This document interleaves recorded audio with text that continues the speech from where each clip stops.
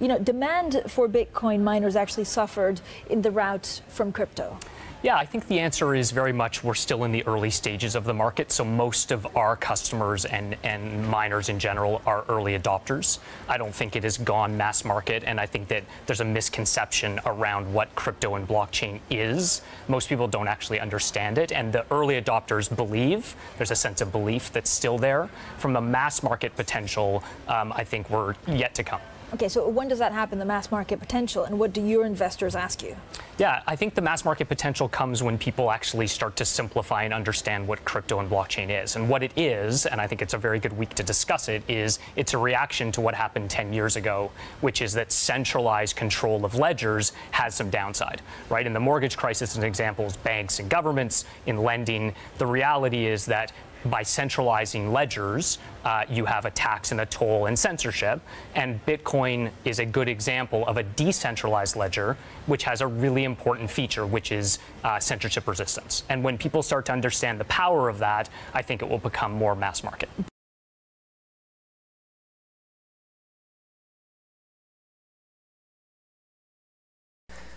We're all old enough in this space to remember when Bitcoin was under $1, and when you talked about Bitcoin, people said, that thing you buy drugs with. And now we have ICOs and news and all this other stuff going on. So it's been an amazing ride, and it's been a heck of a lot of fun. I've really enjoyed it. So where did we come from, and what's this all about, and where are we going?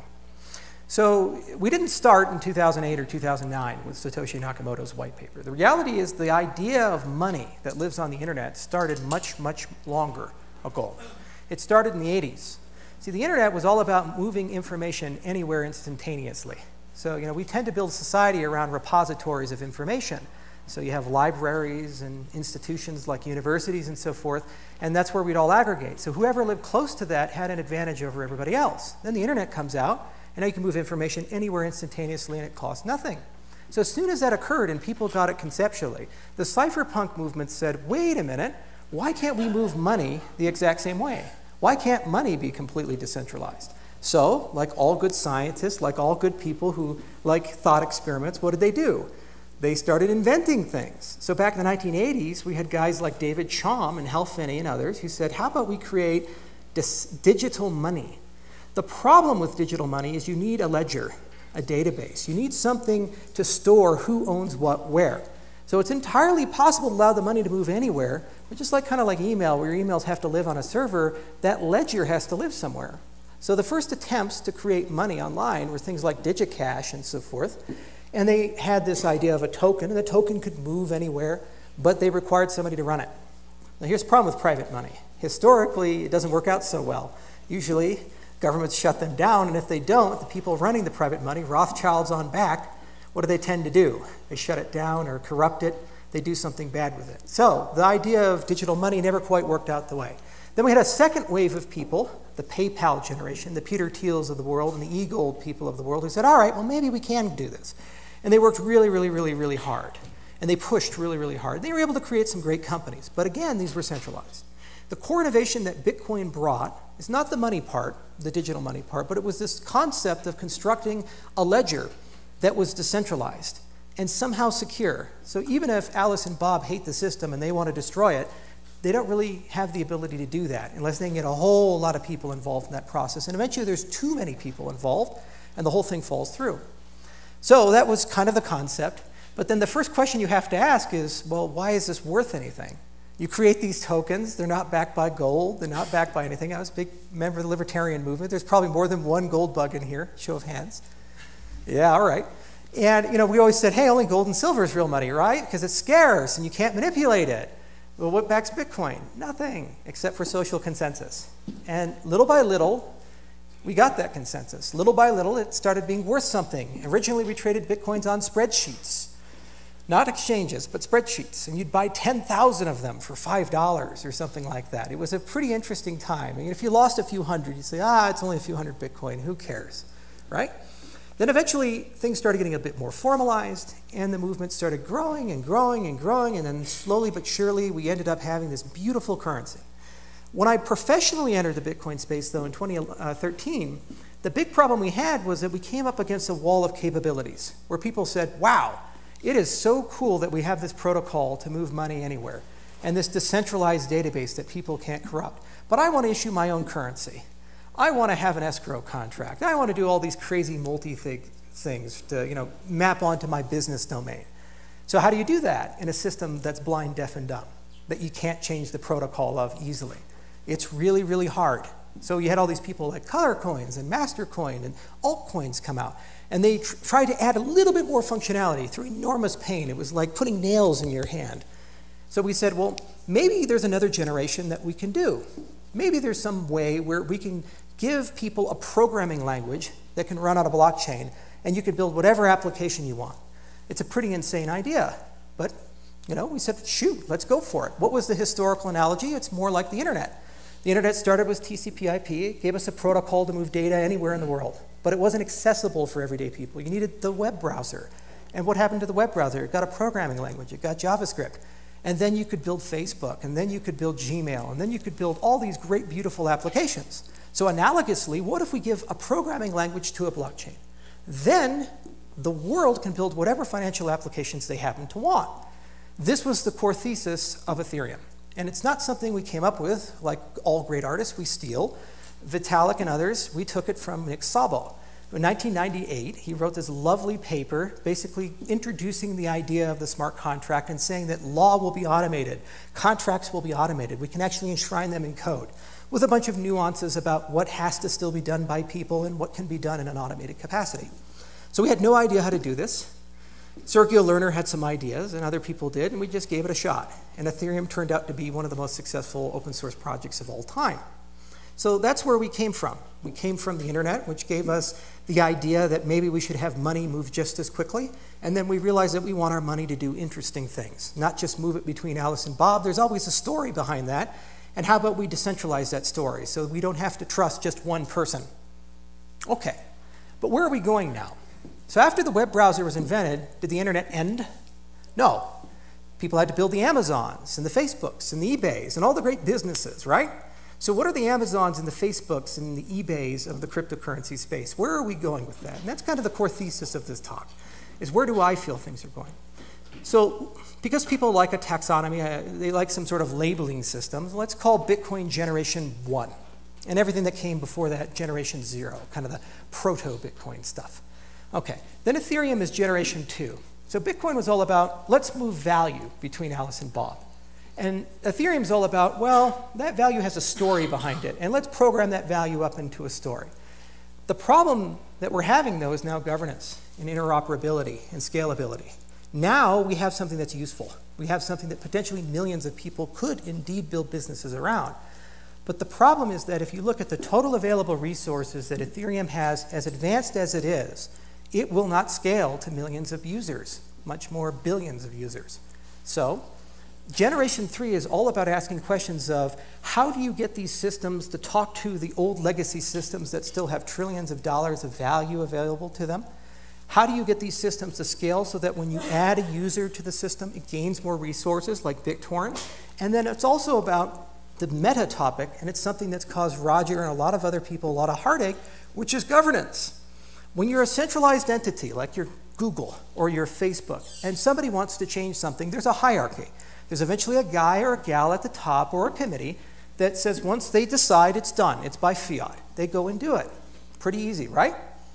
But how do you actually change the code, update the protocol, add more features and functionality, increase the block size, give yourself a richer transaction language when no one is in charge? Earlier today we had Roger's presentation about this island, and it's a tremendously complex project, but I think the hardest part of that project can end up being how do we all get along? Because we don't all get along. We have very strong differences of opinion. We come from different backgrounds. We have different religions. We have different incentives. If a person is making money off of your misfortune, you're probably not going to just be able to go up to that person and say, I know your livelihood depends on this, but can you please change for my benefit? You need a stick for that, right? So what's the stick there? And this is actually the crux of third generation cryptocurrency technology, where we're going. There's a lot of projects that are thinking about this now. It's about how do you pay for stuff? Like, for example, who is paying for developing Bitcoin? It's a good question. Is it the companies? Is it the governments? Is it universities living off the NSF? It's a little bit of everything. Volunteers. So what happens when one person starts paying 85%, 90%, 95% of all of the development fees? How much control does that person have over the roadmap and where things are going to go? If your job depends on that one person, what does that mean for you and your principles? You know, as Andre Napolitano mentioned, you have all these people like James Madison who come on in and they have great principles, but then they're in charge of things and suddenly they change. Similarly, when people pay you, when people have financial control and influence over you, wouldn't maybe you start making decisions a little differently? So that's a problem for cryptocurrencies because somebody has to be around to write the code. Somebody has to be around to vet the code. And what incentives do they have to do a good job? It's one of our big issues, right? So there's been some ideas, like Dash, for example, was one of the first innovators here. And what did? They created a treasury. They said, gosh, you know, we're paying all these miners to maintain the system. It's almost like a tax. Why don't we take a little bit off the top, the inflation that's created to pay the miners? And let's put it into a decentralized bank account, basically. And then let's let anybody in the whole wide world send a ballot to that treasury. And if a person approves it, if the stakeholders, the owners of the token approve it, the ballot will actually pay them automatically. Well, guess what? They implemented it, and now I think they have $20, $30 million a year to pay people building the protocol from the blockchain itself. Not from a bank, not from a private entity, not from a government. So that's one side of it, the sustainability side. Can we build treasuries? Can we build financial systems that actually give people the funding that they need to work on these things? Furthermore, people need the funding to market these things, to build their businesses on things, to migrate existing businesses to these things. The other side of it is, as I mentioned earlier, is this notion of soft forks and hard forks, changing things. What if I wake up and I direct my whole company and all of our scientists to start working on quantum-resistant signature schemes? Because, you know, a quantum computer is going to come out in 10 years, and Shor's algorithm is going to go ahead and end us all because we're vulnerable to it. Great. I can get all this great research done, go to Crypto 17 or Eurocrypt or ACNS, wherever, and show off my cool new signature, and we've done all that hard work, and now I have this beautiful code that's written, and I'm ready to go. So then who do I exactly go to put it into Bitcoin, or to Ethereum, or to any other cryptocurrency? I can go to Reddit. Anybody been to Reddit and had arguments and debates on Reddit? Was that fun? No. Okay, well, we know where you come from. All right, what about Bitcoin Talk? Is anybody there? Anybody have fun on that? Well, okay, I don't know. Like, what is the canonical place that one goes to resolve these types of issues? Well, we don't have one. That's one of the biggest concerns, actually. It's a big meta problem. It's why it's been so hard to upgrade Bitcoin in a certain respect. You have incredibly brilliant people who have damn near unlimited financial resources and great networks at their disposal who have come up with proposals for how do we scale Bitcoin. And they're really, really at a deadlock. So much so, there's now another Bitcoin version called Bitcoin Cash. They couldn't agree. It went down to the wire, and it split into two completely different cryptocurrencies. Similarly, with Ethereum, we had some debates about something. I disagreed with the DAO bailout. And guess what? There's Ethereum Classic now, and Ethereum. And by the way, Coca-Cola Classic's better than New Coke, right? So, buy ETC. So anyway, that's one of the biggest issues, is you need to have some sort of mechanism to decide how do we change things once people propose it. That quantum immune signature scheme, I'll go ahead and propose it, Bitcoin improvement proposal, or Ethereum improvement proposal. You need a system to allow you to do that. So the third generation about cryptocurrencies, the things that are coming, the ones that are really going to be valuable, the ones that are really going to change things and allow us to grow, and actually allow these things to get enough users where they can start influencing law and governments and central banks, those require governance. Those require scalability. Those require interoperability. Final thing we'll talk about. What is interoperability? So let's say he's Bitcoin, and these two guys here are Ethereum. The problem with Bitcoin is it's blind, deaf, and dumb. It doesn't know there's a whole world outside of it. It just thinks that Bitcoin is the only thing that exists. Even clones of Bitcoin, like Litecoin, where very little things have been changed, they can't talk to each other by design.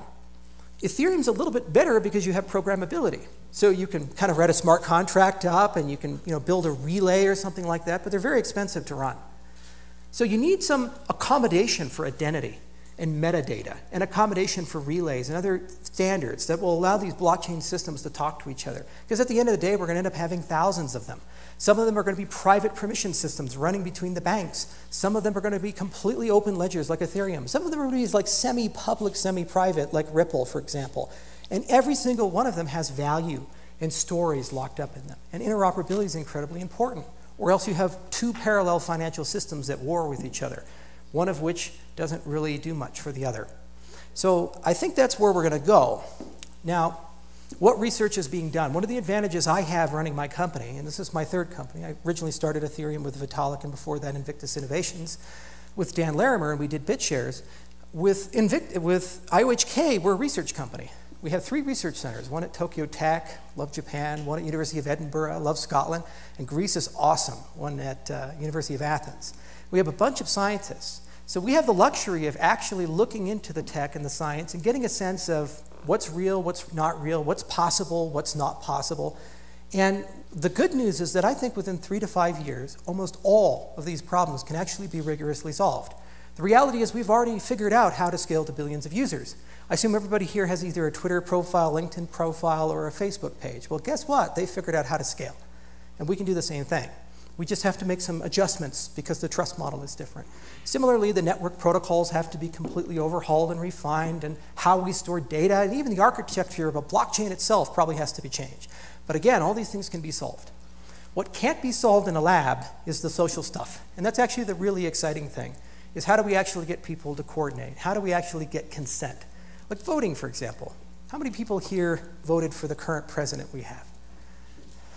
How many people here voted for another candidate? How many people here wish we had more than the choices we had in 2016? Right. So it's not who you voted for, right?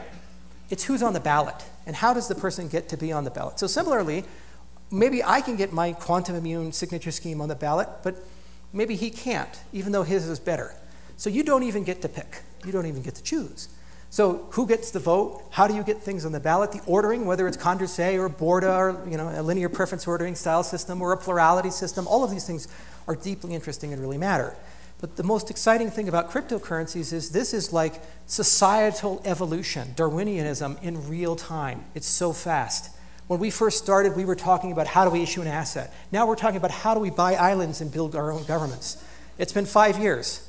Think about how quick that is. And there's actually some legitimacy here because we can build our own money. We can make our own laws. We can do our own things. So that's why I'm in the space. That's why I started input-output, and this is why we do what we do. We're taking care of the science side, but you guys, the entrepreneurs, are going to have to figure out about the social side and propose a lot of different systems and ways to govern things. And the good news is you now have a set of tools that nobody in human history has ever had before. Everybody on the planet has access to the same information. Everybody on the planet has access to the same units of value and the same marketplaces. That's never happened before. So anyway, thank you so much for your time, and I'll be glad to take any questions that all you guys have.